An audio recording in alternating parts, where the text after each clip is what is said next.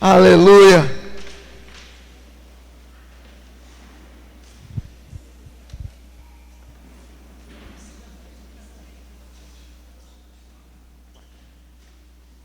Aleluia. Eu quero nessa noite convidar você a abrir a sua Bíblia. Aleluia. Vocês estão querendo esquentar o frio, né, filho? É isso aí, ó. Glória a Deus, né? Rapaz, vamos adorar o Senhor nessa noite com muita alegria, nosso coração. João capítulo de número 5. Nós vamos ler os versículos 16 até o 19. João, capítulo de número 5. Nós vamos ler os versículos 16 até o 19. João 5, Evangelho, tá, pessoal? Evangelho de João, capítulo 5, versículos 16 até o 19. Se você não trouxe uma Bíblia, você pode acompanhar no telão. Se você tem a sua Bíblia aí no tablet ou no seu fone, você pode abri-la também. A palavra do Senhor nos diz assim: e por esta causa, os judeus perseguiram Jesus e procuravam matá-lo, porque fazia essas coisas no sábado. Ele tinha acabado de curar um camarada que era paralítico.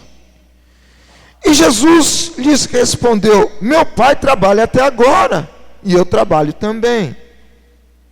Por isso, os judeus ainda mais procuravam matá-lo, porque não só quebrantava o sábado, mas também dizia que Deus era o seu próprio Pai, fazendo-se igual a Deus.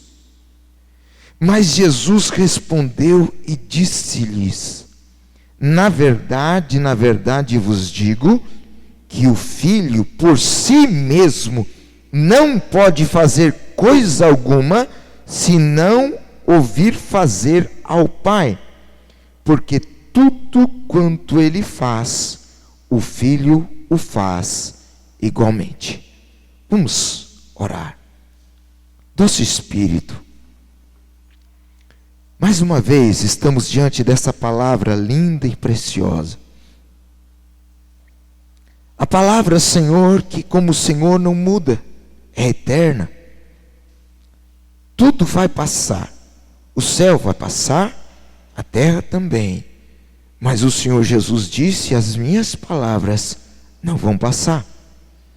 Senhor, nós estamos diante dessa palavra que não passa e que também é viva e eficaz.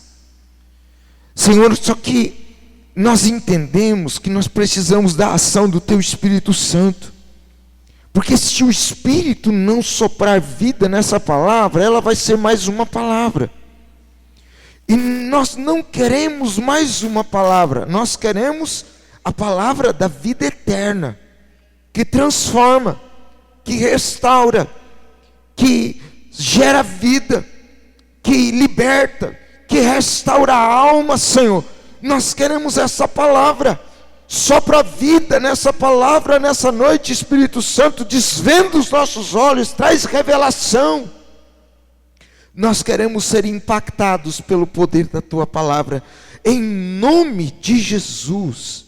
Que não seja mais uma noite, mais um culto, mas que essa palavra possa, Senhor, fazer algo extraordinário, que possa ser um dispositivo, Deus, para gerar algo extraordinário no nosso coração, no nosso relacionamento contigo.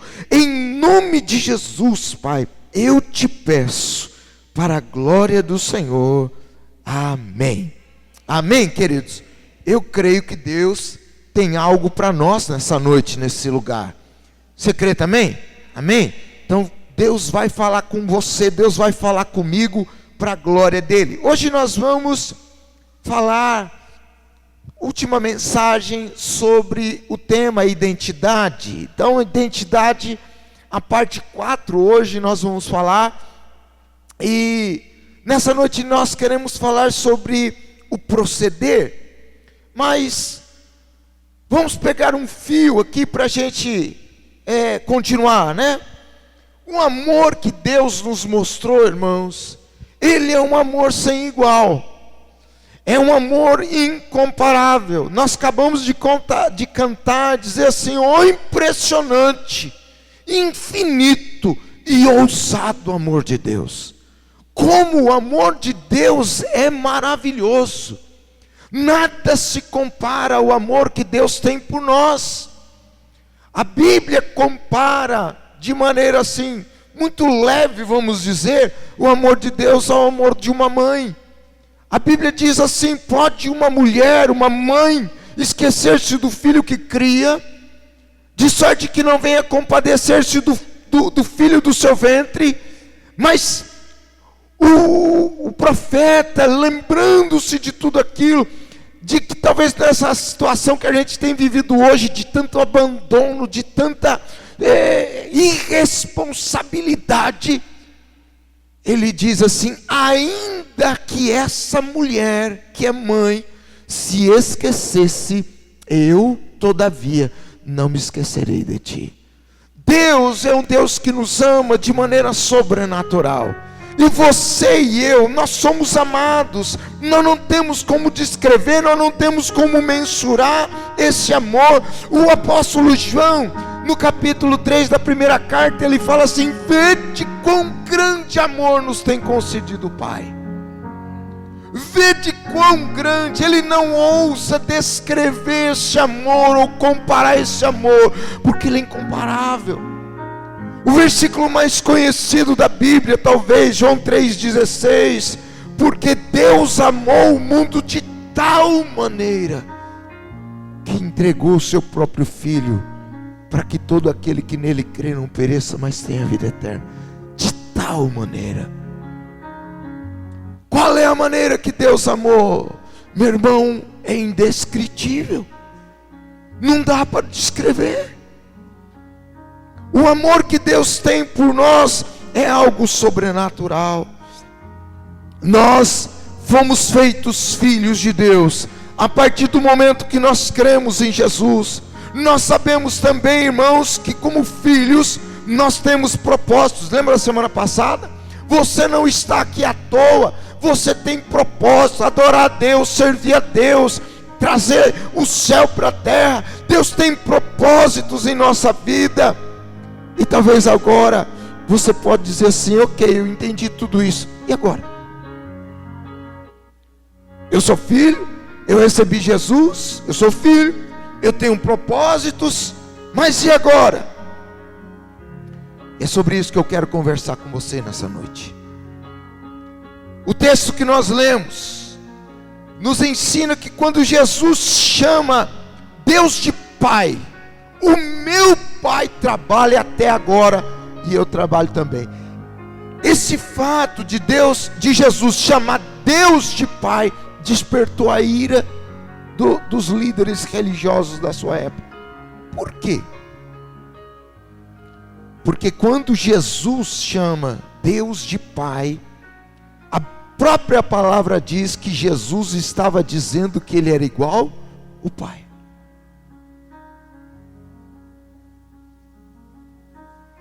Em outras palavras, Jesus estava dizendo: eu sou igual ao meu Pai.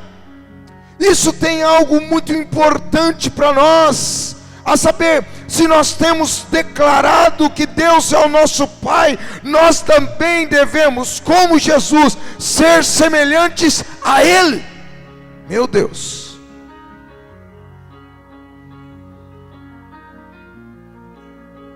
Eu não sei você, meu irmão,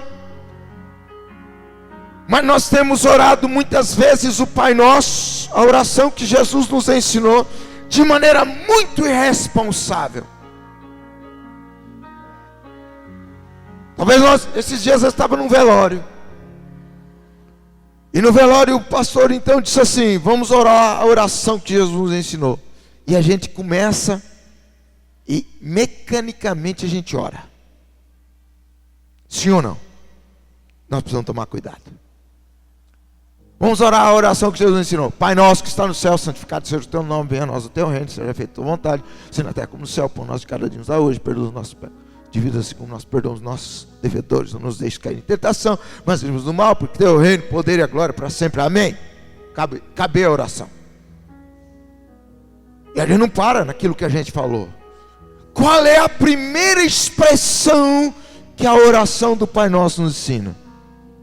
As duas primeiras palavras: Pai Nosso. Pai Nosso.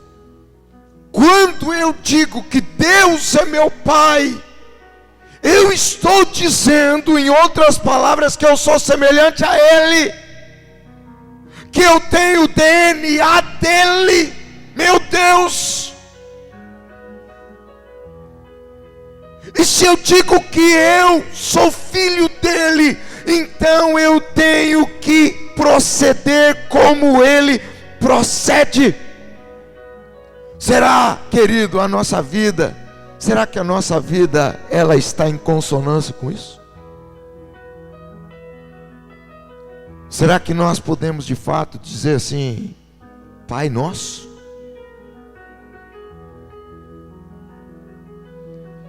Nós de antemão podemos declarar que qualquer um deve estar ciente que, como filho de Deus, nós não podemos viver a nossa vida de qualquer maneira, segundo a nossa própria vontade.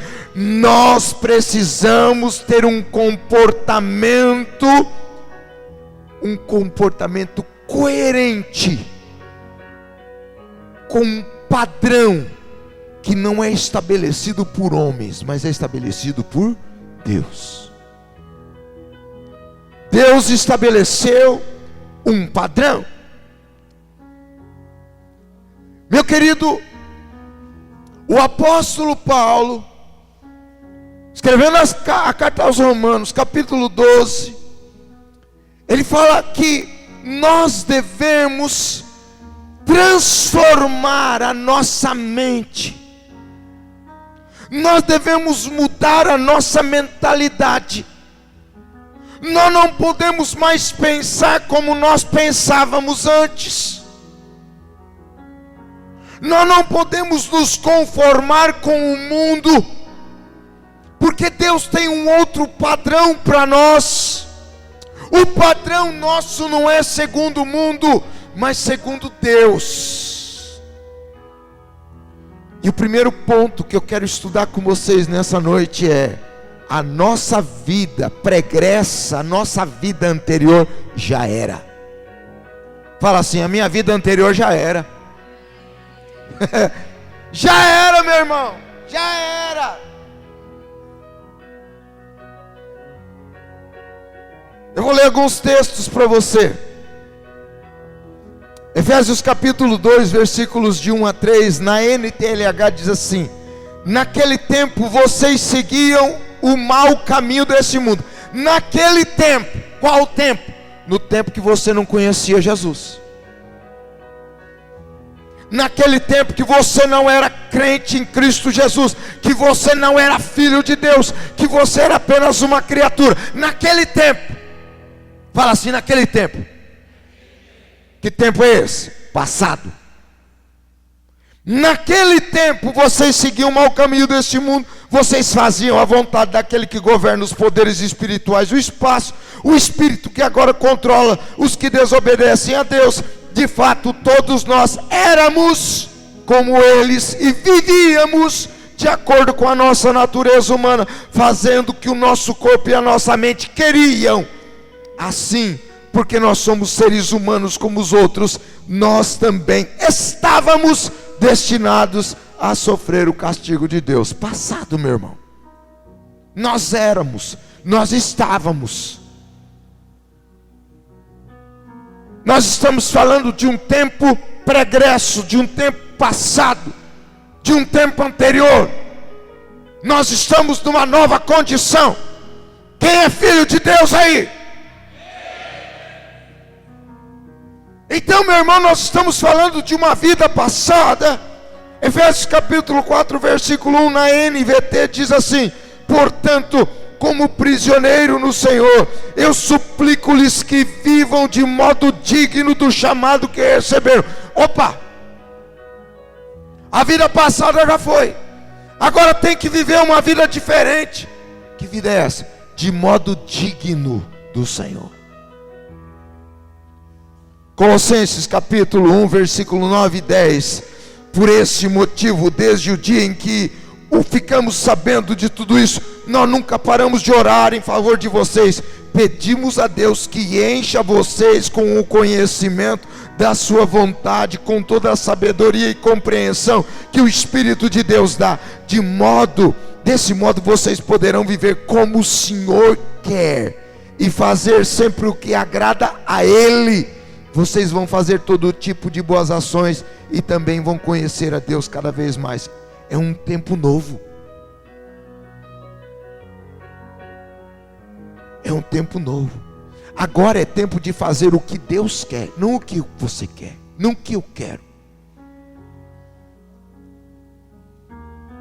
1 Tessalonicenses capítulo 2, 11 e 12. Na NVI diz assim: pois vocês sabem que tratamos cada um de vós como o pai trata os seus filhos, exortando, consolando, dando testemunho, para que vocês vivam de maneira digna de Deus, que os chamou para o seu reino e glória. Viver de maneira digna do Senhor. 2 Tessalonicenses capítulo 1, versículos 11 e 12. Assim continuamos a orar por vocês, pedindo a nosso Deus que os capacite a ter uma vida digna do seu chamado e lhes dê poder para realizar as coisas boas que a fé os motiva a fazer. Então o nome de nosso Senhor Jesus será honrado em vocês, e vocês serão honrados com Ele. Tudo isso é possível pela graça de nosso Deus e Senhor Jesus Cristo. Tem um tempo pregresso, um tempo que passou, tem um tempo novo. Meus irmãos, nós estamos vivendo no tempo novo. Nós não estamos vivendo mais, nós não podemos mais viver de maneira como nós vivíamos antes. Aquela vida passou, aquela vida é anterior, aquela vida acabou. A vida passada já era. Olha o que o apóstolo Pedro diz, capítulo 4, versículos 1 a 5, na NVT, diz assim: portanto, uma vez que Cristo sofreu fisicamente, armem-se com a mesma atitude que Ele teve, e estejam prontos para também sofrer, porque se vocês sofreram fisicamente por Cristo, deixaram o pecado para trás, não passarão o resto da vida buscando os próprios desejos, mas fazendo a vontade de Deus. Preste atenção: no passado vocês desperdiçaram muito tempo praticando o que gostam de fazer aqueles que não creem: imoralidade, desejos carnais, farras, bebedeiras, festanças desregradas, além da detestável adoração de ídolos. Mas agora essas pessoas ficam surpresas quando vocês deixam de participar das suas práticas desregradas e destrutivas, e por isso os difamam. Lembrem-se, porém, que eles terão de prestar contas àquele que está pronto para julgar todos os vivos e os mortos. Meu irmão, no passado a gente fazia isso, hoje não.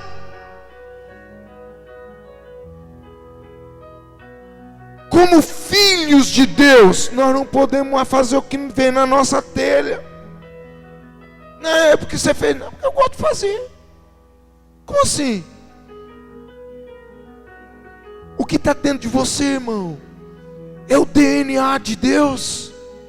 Se é o DNA de Deus, nós precisamos querer o que Deus quer, nós precisamos ouvir o que Deus ouve, nós precisamos pensar o que Deus pensa, nós precisamos agir como Deus age. Não é mais do jeito que a gente quer. Você não é mais seu. Sabia disso? Você não é mais seu, não. Agora você é de Cristo, você é de Deus, filho dele, filho dele. Por último, 2 de Pedro, capítulo 1, versículos 3 e 4, diz assim: seu divino poder nos deu tudo de que necessitamos para a vida e para a piedade, por meio do pleno conhecimento daquele que nos chamou para a sua própria glória e virtude.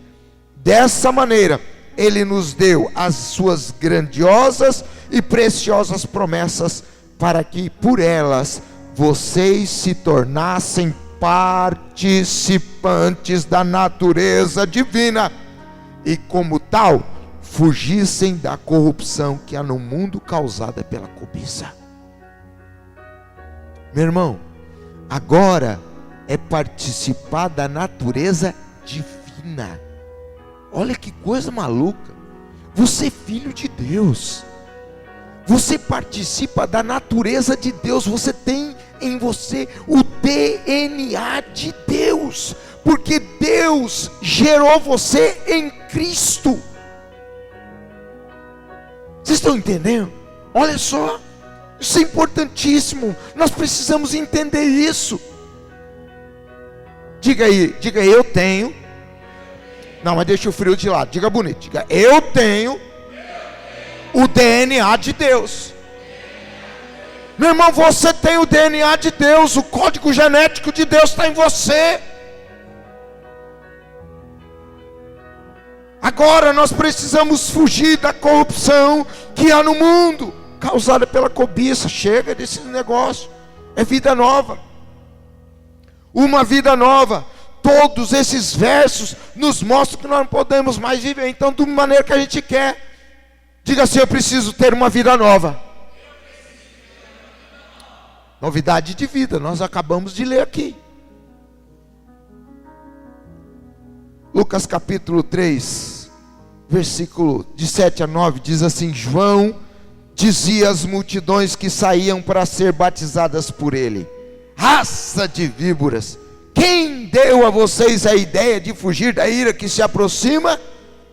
Deem frutos que mostrem o arrependimento. E não comecem a dizer a si mesmos: Abraão é nosso pai. Porque eu vos digo que dessas pedras Deus pode fazer surgir filhos a Abraão. O machado já está posto à raiz das árvores, e toda árvore que não der bom fruto será cortada e lançada no fogo. Vida nova. É um tempo novo. Eu não posso mais só dizer: Deus é meu pai, Pai nosso que está no céu. Ah, Deus é meu pai, é? Aleluia. Então, querido, o que João está dizendo assim: mostre pelas suas ações que Deus é seu pai. Atitudes novas. Atitudes novas. O apóstolo Paulo, segundo aos Coríntios capítulo 5, 17, um texto que todo mundo conhece: e assim que se alguém está em Cristo, nova criatura é, as coisas velhas já passaram, tudo se fez novo. Vida nova, vida nova, as coisas velhas já passaram, tudo se fez novo. Nós somos uma nova criação.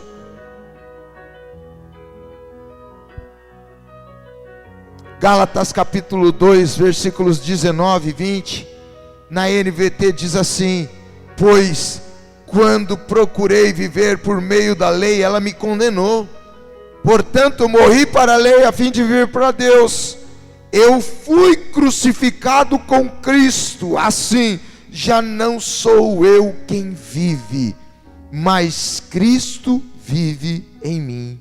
Portanto, eu vivo nesse corpo terreno pela fé no Filho de Deus, que me amou e a si mesmo se entregou por mim. Cristo vive em mim. A partir do momento que eu recebi Jesus como Senhor da minha vida, eu me tornei filho de Deus. Cristo vive em mim.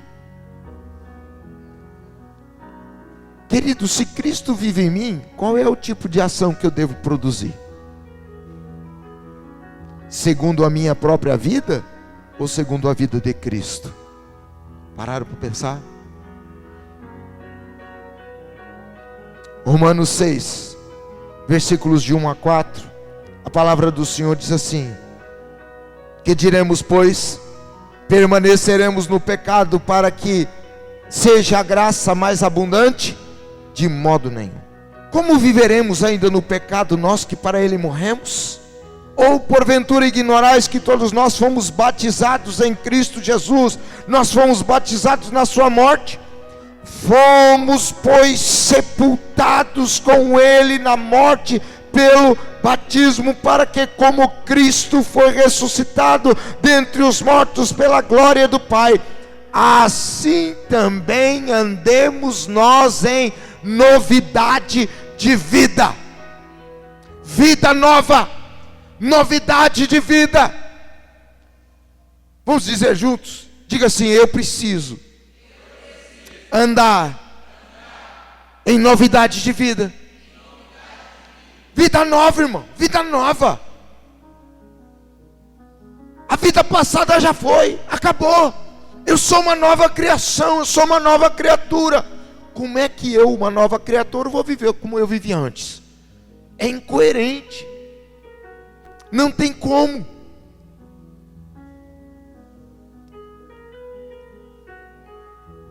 Agora nós vamos caminhar um pouquinho, irmãos.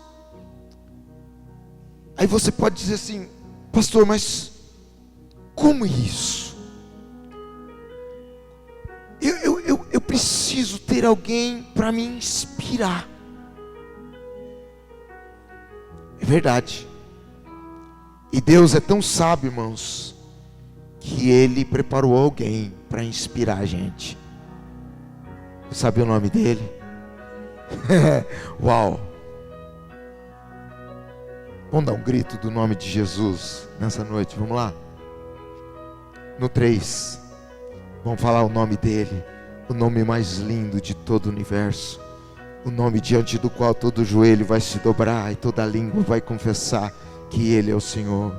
Vamos gritar o nome de Jesus, vamos? No 3, tá? 1, 2, 3.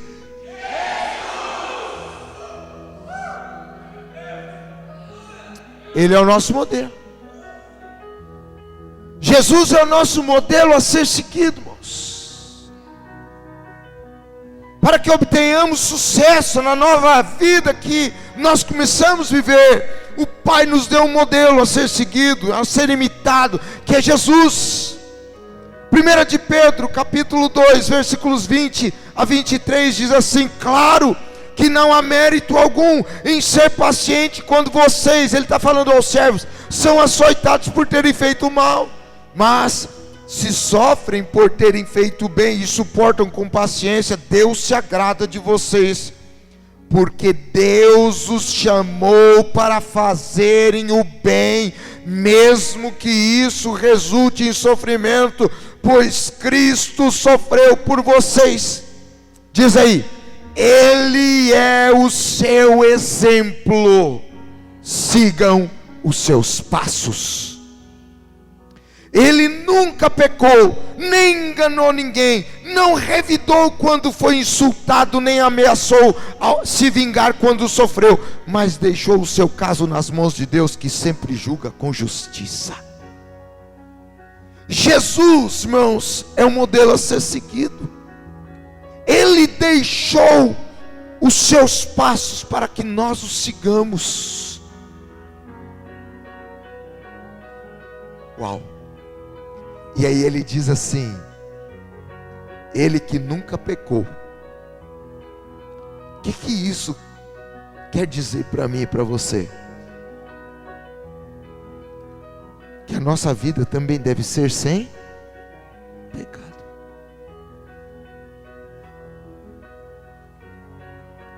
Ele é o nosso exemplo, irmãos. Maior exemplo. 1 de João, capítulo 2, versículos de 4 a 6, diz assim: aquele que diz, eu conheço, mas não guarda os seus mandamentos, é mentiroso, e nele não está a verdade. Aquele que diz, meu pai, mas não guarda os seus mandamentos, mentiroso, Nele não está a verdade. Aquele, entretanto, que guarda a sua palavra, nele verdadeiramente tem sido aperfeiçoado o amor de Deus. Nisto nós sabemos que estamos nele. Aquele que diz que permanece nele, esse também deve andar como ele andou. Se você diz que Deus é o seu Pai, se eu digo que Deus é meu Pai, nós devemos andar como Jesus andou, sem nos desviar nem para a direita e nem para a esquerda. Ele é o nosso modelo maior a ser seguido. Hebreus capítulo 12, versículos 1 e 2, na NVT diz assim: portanto, uma vez que estamos rodeados de tão grande testemunha, de uma grande multidão de testemunhas, livremo-nos de todo o peso que nos torna vagarosos e do pecado que nos atrapalha, e corramos com perseverança a corrida que foi posta diante de nós. Mantenhamos o olhar firme em Jesus. Por que ele fala para manter o olhar firme em Jesus, irmãos? Porque Jesus foi até o final. O que Jesus fez com o pecado? Aqui não. Na minha vida não. Não é? A Bíblia diz assim, Hebreus capítulo 4, versículo 15: Jesus foi tentado em tudo, mas sem pecado. Quando a Bíblia diz que eu devo olhar fixamente, firmemente em Jesus, Ele está dizendo assim: siga o exemplo dele sem titubear, porque aí você vai chegar ao final da sua carreira.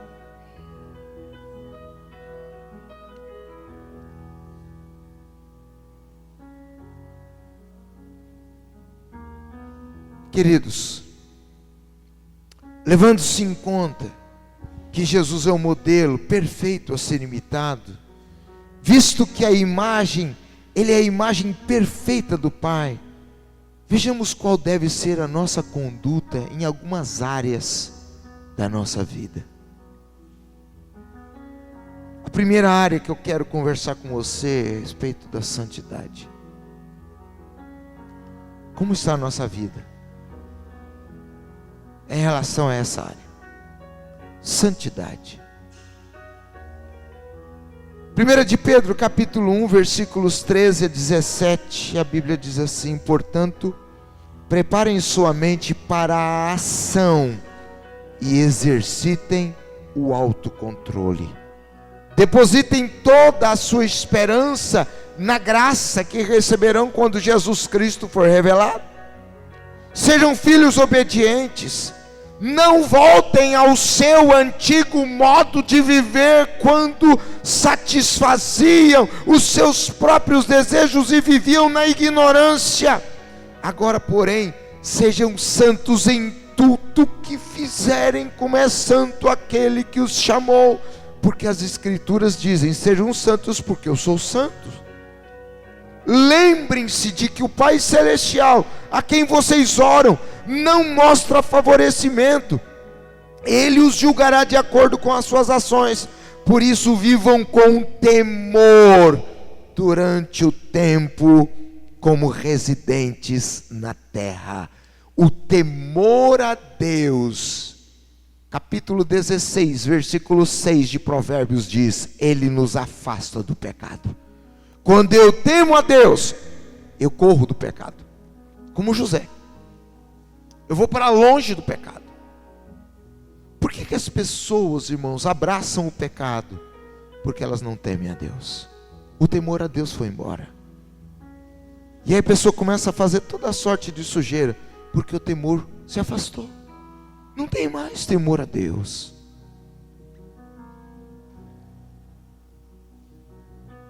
A palavra de Deus nos diz que sem a santificação ninguém verá o Senhor.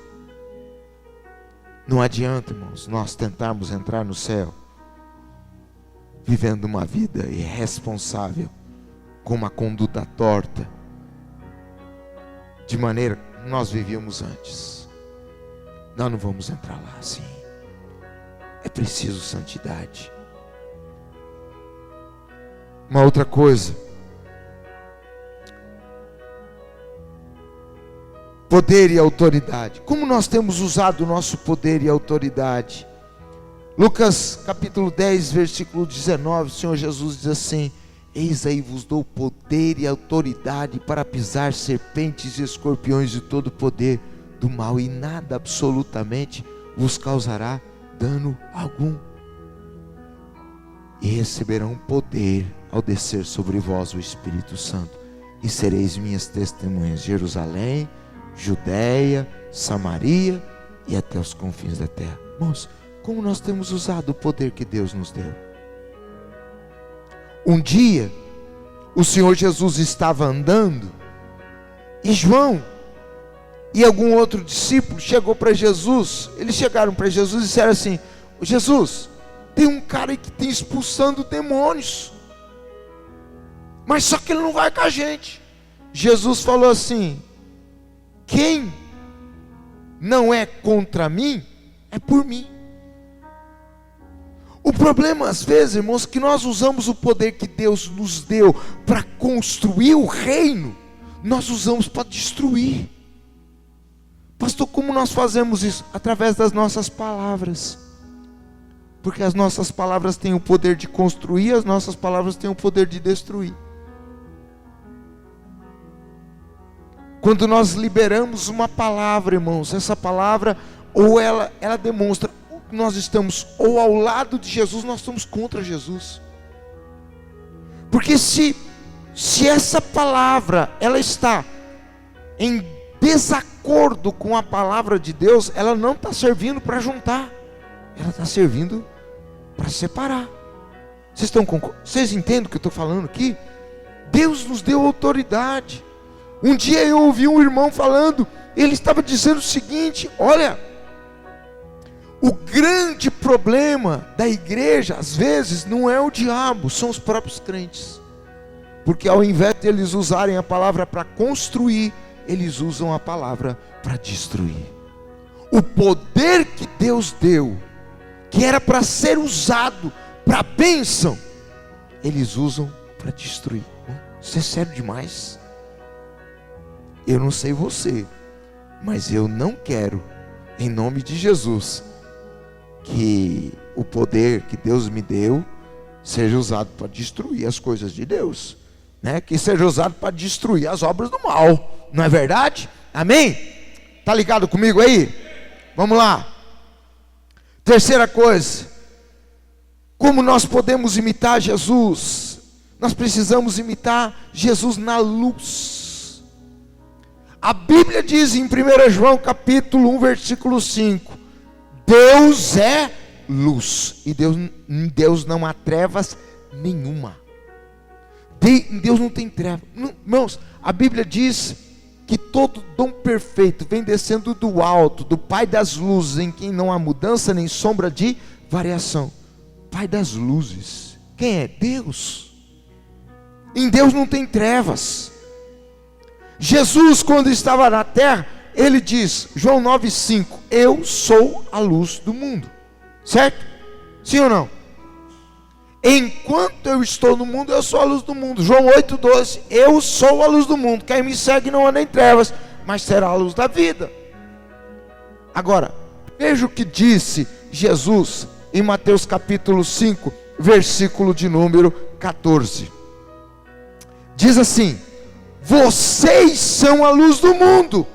Não se pode esconder uma cidade construída sobre um monte.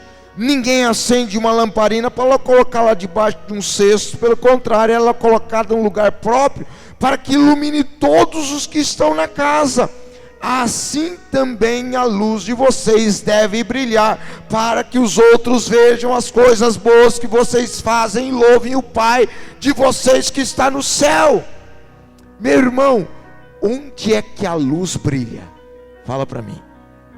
A luz brilha nas trevas. Se você juntar um monte de luz aqui nesse lugar, que já está iluminado, vai ficar um pouco mais iluminado. Mas quando você pega e coloca uma luz nas trevas, faz a diferença.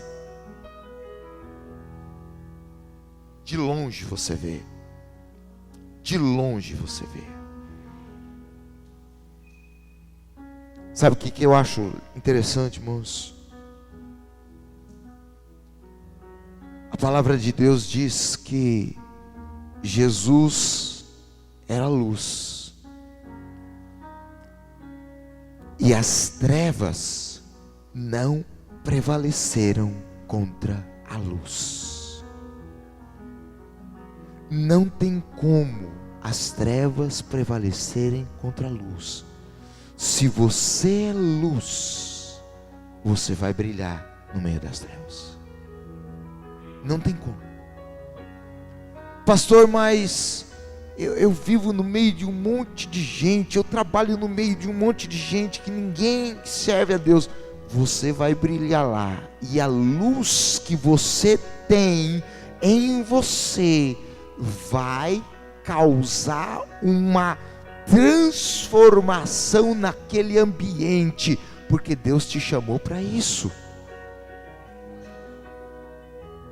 Olha o que a palavra de Deus diz em Filipenses capítulo 2, versículo de número 14 e 15. Façam tudo sem queixas nem discussões, de modo que ninguém possa acusá-los. Levem uma vida pura e inculpável como filhos de Deus, brilhando como luzes resplandecentes num mundo cheio de gente corrompida e perversa. Brilha a luz, brilha, irmão, brilha no lugar das trevas, brilha onde você está, brilha no trabalho, brilha na faculdade, brilha na sua vizinhança. Deixa a luz brilhar, seja a diferença em nome de Jesus, amém? Por quê? Porque você é filho. Deus faz a diferença ou não faz? Tem que fazer, irmão. Eu acabei de ouvir uma irmã dizendo que entrou num lugar, num ambiente terrível, pesado.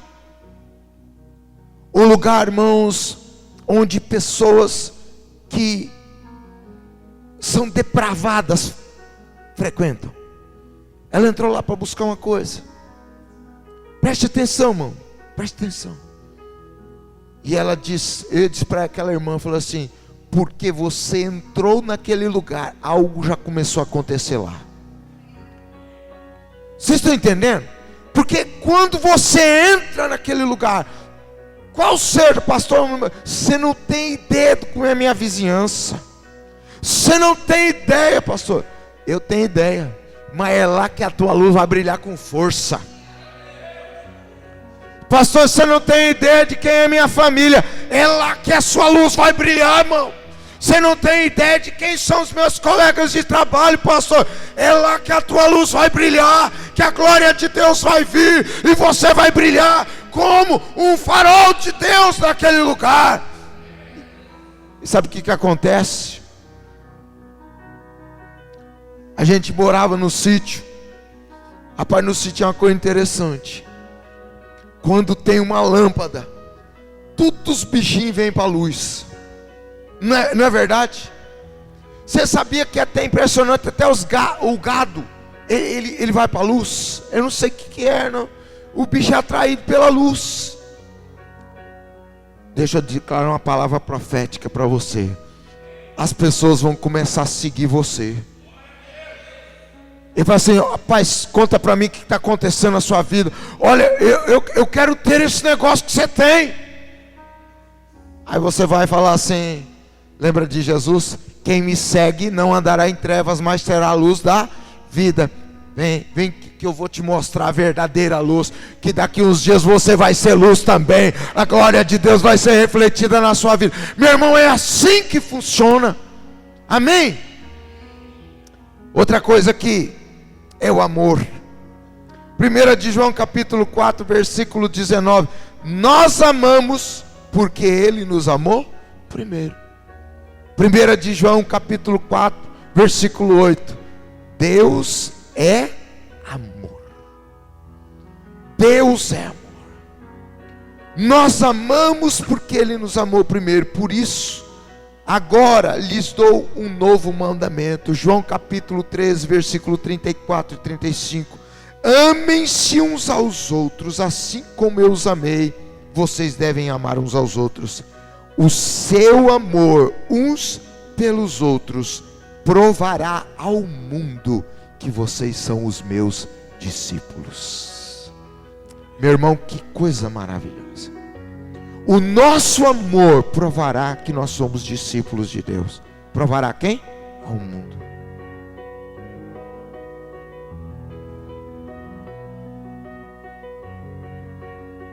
Eu queria ainda falar alguma coisa sobre o perdão.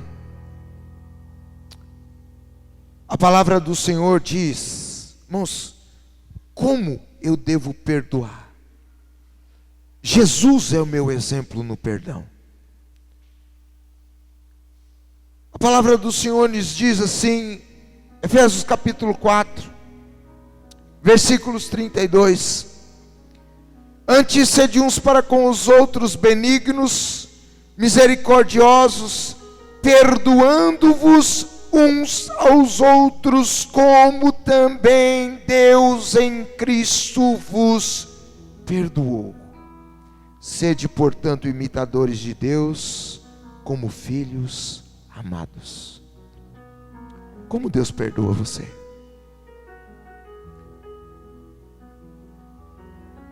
Nós gostamos tanto do perdão de Deus, não é verdade? Eu não sei quantas vezes você pede perdão a Deus, mas eu peço perdão a Deus muitas vezes por dia. Deus, me perdoa. Puxa, Deus, eu sei que eu te entristeci, me perdoa. Meus irmãos, mas quantas vezes nós pedimos perdão a Deus, mas nós não liberamos perdão para as pessoas que nos ofendem, né? Quem é o nosso exemplo de perdão? Pastor, meu pai nunca me perdoou. Se meu pai não me perdoou, também não perdoou meu pai. Seu exemplo de perdão, querido, não é o seu pai da terra, é o seu pai do céu. Jesus perdoou. Jesus estava sendo crucificado na cruz. E Jesus disse assim: Pai, perdoa. Eles não sabem o que estão fazendo. Não foi isso que Jesus fez? Exemplo de perdão. E para finalizar, querido, fé. Deus nos chamou para ser como Ele na fé. Hebreus capítulo 11, versículo 3 diz assim: pela fé nós entendemos que o universo foi formado pela palavra de Deus. Preste atenção. De modo que aquilo que se vê não foi feito do que é visível. Querido, quando Deus criou as coisas, não tinha nada. Ele chamou à existência aquilo que não era. Sabe o que é isso? Isso é fé. Fé é chamar à existência aquilo que ainda não existe. E Deus nos chama para ter o mesmo nível de fé que Ele tem. O que precisa ser chamado à existência na sua vida? É um emprego? É a salvação da sua família? É uma libertação em alguma área da sua vida? O que precisa ser chamado à existência? Em Marcos capítulo 11, versículo 22, tem um versículo pequenininho. Jesus disse: tenham fé em Deus. Um dia eu estava ouvindo o pastor Domingos falando que alguns estudiosos da língua grega, eles dizem que na verdade a tradução correta não seria tenham fé em Deus, mas tenham a fé de Deus.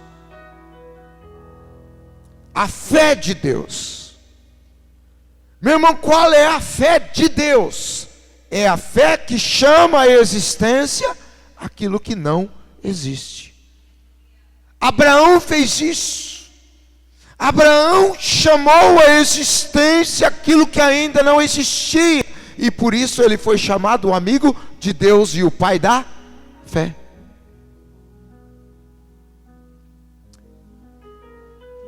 Eu quero concluir nessa noite essa palavra. Nós vimos que nós fomos chamados filhos de Deus, porque nós recebemos Jesus como Senhor na nossa vida. Nós vimos que nós temos propósitos. Agora, querido, hoje nós vimos como deve ser o nosso proceder. Nós não podemos mais agir como nós agíamos. Como filhos de Deus, nós temos em nós o DNA de Deus.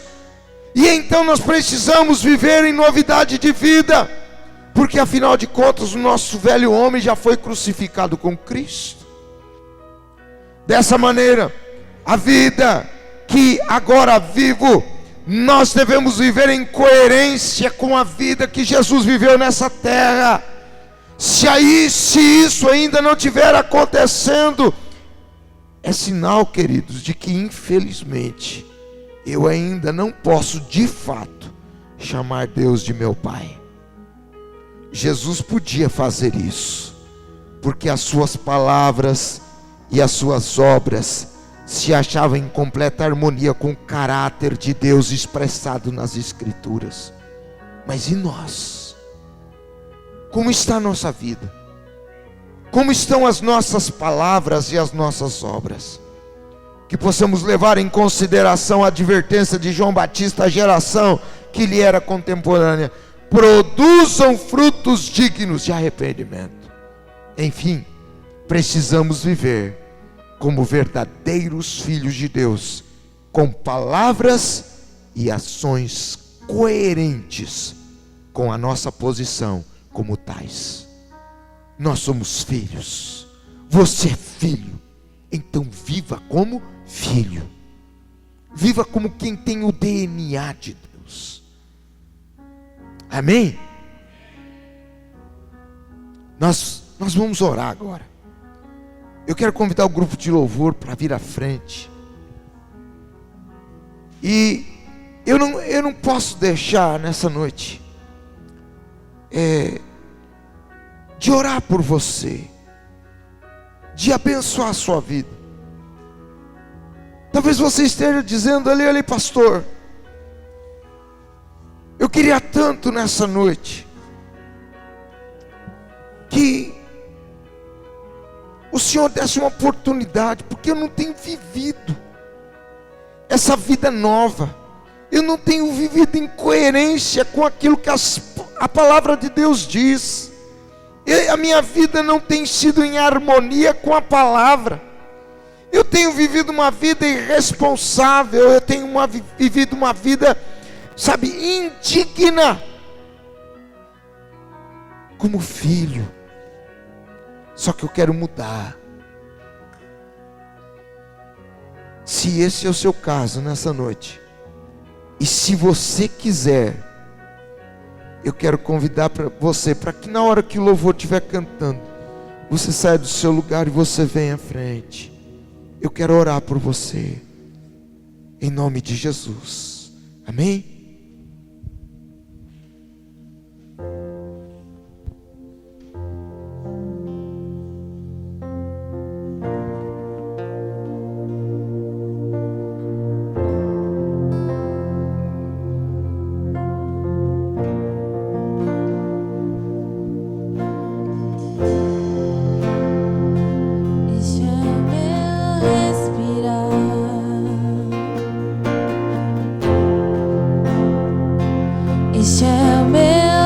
Talvez o seu respirar não tenha sido Jesus nesses tempos. Talvez o seu respirar não tenha sido a presença do Espírito Santo em sua vida. Mas você está aqui